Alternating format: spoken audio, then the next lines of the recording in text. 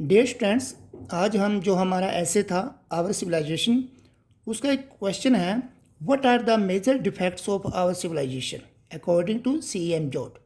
वो डिस्कस कर रहे हैं। So these three are the defects which we found in our civilization, this present civilization.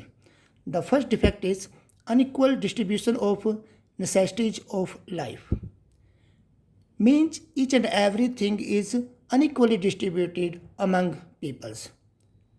Like some are rich, some are poor, some have more money, big villas, so many new things are there with them, and some are very poor, they don't have even their house to live in, they don't have enough food to eat. So this is a sort of inequality is theirs in this civilization. Let us read out.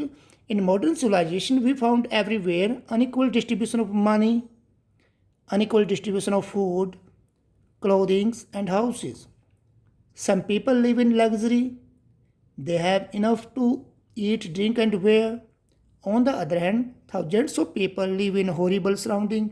बड़ी बेकार जगह पर रहते हैं वो. They live from hand to mouth रहते हैं.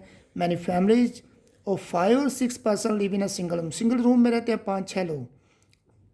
They have just a single room for sleeping, for dressing, washing, eating their meals, and in the same room और उसी रूम में they are born and they die. This is their fate. Without proper distribution of necessities of life, our civilization, this civilization we live in, cannot be called perfect. The rich are getting richer and the poor poorer. तो वो rich होता जा रहा है, गरीब होता जा रहा है. तो unequal distribution of so many things are there. This is the defect of this civilization. Second defect is greater danger of war. भाई दूसरा देश एक दूसरे के ऊपर वॉर कर सकता है, ये डेंजर अभी बढ़ रहा है. Science has given us a number of deadly weapons which have enough power to annihilate का मतलब होता है नष्ट करना the entire world. In the conditioning of the present day, if any war breaks out, it is like to spread everywhere in the world. एक जगह अगर युद्ध शुरू हो गया ना तो सारे वर्ल्ड में फैल जाएगा और वो क्या होगा, न्यूक्लियर वॉर. सिंगल मैच, एक माचिस की सिंगल तिल्ली, will set ablaze the whole world, पूरे संसार को जला देगी. Our civilization will be wiped out, और हमारी यह सभ्यता भी फिनिश हो जाएगी. नेक्स्ट वार तब लड़ाई होगी कि बाउज एंड एरोज के साथ. To prevent this the only way to set up some form of world government. इसे बचने का एक ही रास्ता है कि वर्ल्ड लेवल पे हम कोई गवर्नमेंट बनाएं, because UNO as an united nation organisation वो फेल हो गई अपना प्रॉपर काम करने में, क्योंकि वो बनाई इसलिए थी ताकि अगर दो देशों का झगड़ा आपस में हो तो वहाँ सुलह हो जाए, उनके झगड़े का निपटारा हो जाए. लेकिन UNO भी इस मुहिम में अच्छी तरह से कामयाब नहीं हुआ. So this is the second defect of our civilisation. And the third defect is misuse of machines. Machines, they should be our slaves, not their master. But nowadays we cannot do with machine. Without machines we cannot do anything.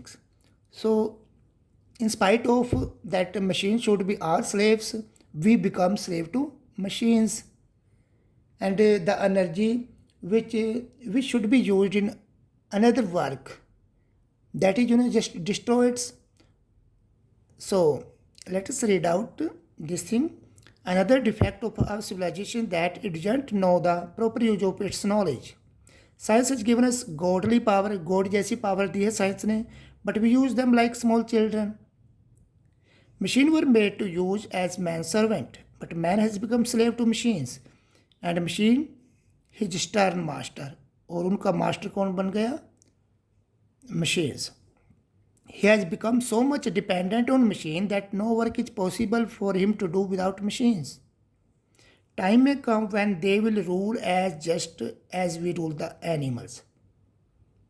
जैसे हम animals को ऊपर rule चलाते हैं ना, machines भी आगे हमारे ऊपर ऐसे ही रूल चलाएंगी. Machine themselves are not civilization. मशीनों का अपने आप में होना कोई सिविलाइजेशन नहीं है। The spare time and new energy given to us by them. अगर मशीन से हम काम कर रहे हैं तो हमारा टाइम बच गया, हमारी एनर्जी बच गई। उस एनर्जी को हमें क्या करना चाहिए? Should be use in making beautiful things. अच्छी चीज़ें बनानी चाहिए। थिंकिंग फ्रीली, लिविंग राइटली, कुछ डिस्कवरी करनी चाहिए, इन्वेंशन करनी चाहिए, अपने देश के लिए अच्छे काम करने चाहिए, so that we may become more civilised. उसी से हम सिविलाइज्ड बनेंगे। If you use our time and energy to remove poverty and causes of quarrels between nations. अगर हम इस टाइम को, इस एनर्जी को लगाएं पावर्टी वगैरह को रिमूव करने के लिए, देशों में आपस में लड़ाई ना हो, तब हमारी civilisation would undoubtedly be the greatest. सब ये अच्छी सिविलाइजेशन होगी and more lasting than it has ever been. और अच्छे दिनों तक, ज़्यादा दिनों तक ये चलेगी। Thank you.